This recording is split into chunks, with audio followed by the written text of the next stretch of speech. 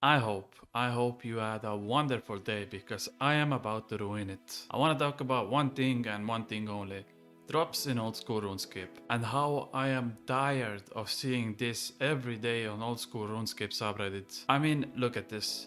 The guy had almost 3000 medium glues before he finally got a pair of ranger boots. This guy did 11,000 easy glues. Yeah, you heard that number right. 11,000 just wanting to complete his collection log. And this guy, some of you may even know him, he killed over 40,000 Lizardman Shaman to get his Dragon Warhammer. It is so hard to look at these pictures because this is just few examples out of so many. I genuinely from the bottom of my heart believe nobody should go through something like this, so today I'm gonna play White Knight and try to bring justice to this ridiculous and outdated system we have in place where people have to sometimes kill a single boss for months and months without receiving the drop they wanted. Let's get started. Firstly, if you think about it, there is already something like this implemented in old school RuneScape. It's not on a very big scale, but think about Galfight Queenhead, think about Warcadet and so on, where if you end up in a certain amount of kill count, you are guaranteed to get that drop no matter what. Now I think this is very straightforward and there are some bosses you just simply can't have this, and I also want to mention that I don't think everyone should be spoon fed all the drops within 20 kill count, so I put this video into two categories, where both of these could greatly benefit the overall PvM system we have in place. So how would all of this work?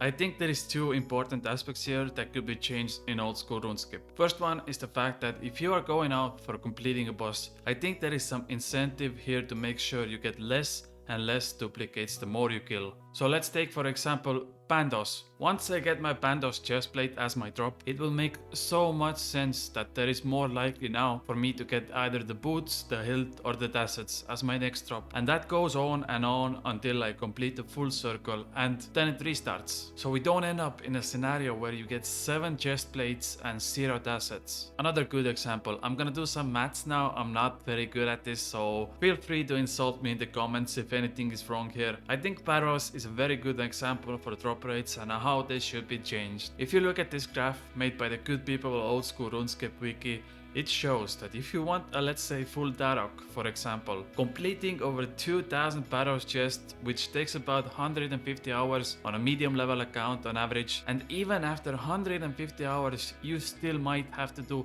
another 150 hours in order to get some mid-level armor. Because keep in mind, Paros isn't even endgame.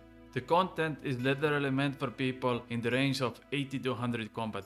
So you could do 1000, 2000, 3000, 4000 battle chests and you still won't get what you want. How all of this could be fixed is that, let's say, after opening 220 chests, I get Tarok's helm. Okay, I got my Tarok's helm now, it's off the table until I finish the entire Tarok set. On, let's say, chest 360, I get Tarok legs. Chest 550, I get Tarok's axe. Chest 700, I get the last piece. I still did 600 to 1000 kill counts, I got my full Tarok set and the cycle is restarted. Meaning I still had to work really hard for my full Tarok, but it wasn't in theory impossible. And that would go with every Barrow's equipment piece. These are just random numbers.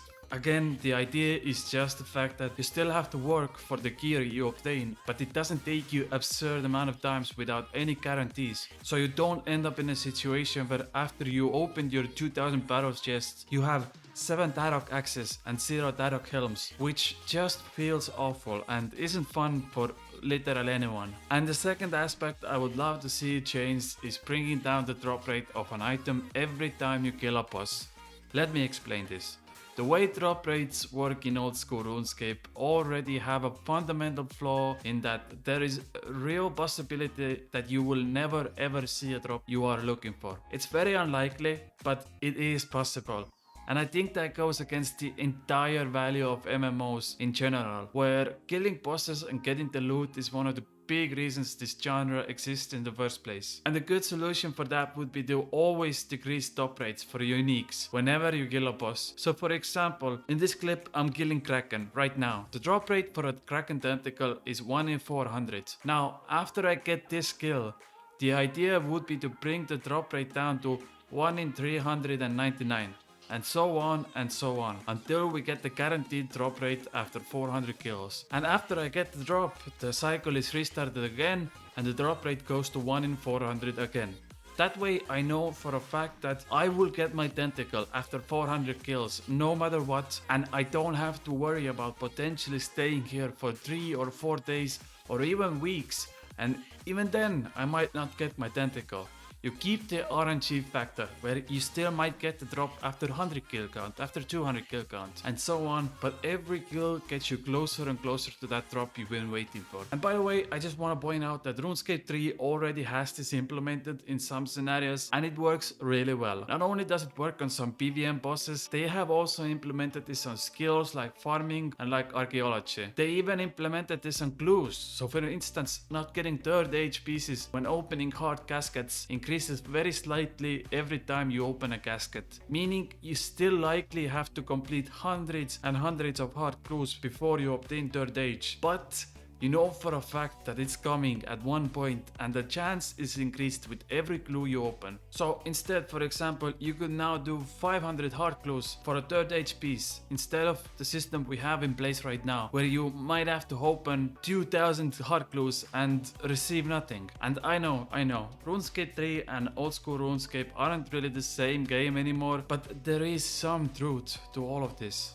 And by the way, let me know what you think about all of this. I would love to have a discussion in the comments about the drop rates in Oldschool RuneScape, because you know, there might be a real possibility I'm just wrong here. Not to mention the fact that every positive side has its negative sides, and there is a few downsides to all of this. Firstly, Jagex would have to code every single NPC boss minigame to work this way, and that is extremely time consuming and needs a lot of effort. Not to mention that I've heard Jagex has problems with memory storage, so storing all of this decreased drop rates could have some issues. The second factor is prices will drop no matter what if this could be implemented, because drops are indeed more likely to appear. You could make a few examples for this that don't include the decreased buff, like raids, like necks, which would keep the end game items still at a high value, and maybe start off with just mid-game content like battles, like slayer bosses and so on. And the third thing, and the most ridiculous thing, I'm not even sure why I'm saying this, but people who have already completed their bosses are gonna cry, and they are gonna probably vote no, because they had to work harder for their accomplishments and they want other people to suffer as well. It's just the way this game works, and on some level I don't even blame them, even though the idea that I didn't have fun doing this boss and now other players shouldn't have fun either is such a backwards thinking, but it is a real thing. You could even make an exception for all the pets, which is something I personally completely agree on. Pets are one of the best cosmetic achievements out there. They are not required for you to be better in the game, and increasing drop rates is not something I think Jagex should ever consider. I'll end you off with this nugget. The dry streaks I showed you at the start of the video, for how much Jagex tries to fix the unhealthy gaming syndrome we have going on, I think this is one of the worst versions of that. I think it's extremely unhealthy to kill a single NPC for months and months without receiving a drop, and I don't think that is something Jagex should promote. Almost every other MMO RPG out there has this idea implemented in some form, whether it's small or big scale, because developers are starting to realize that you could balance this with the idea in mind that you still have to work very hard for your loot, but not so hard that it becomes almost impossible to obtain items in some scenarios, which ends up being beneficial to both parties. The user and the developer could both be happy in this scenario, and I think Oldschool RuneScape could benefit a lot from this game philosophy. Thank you for watching. My brothers don't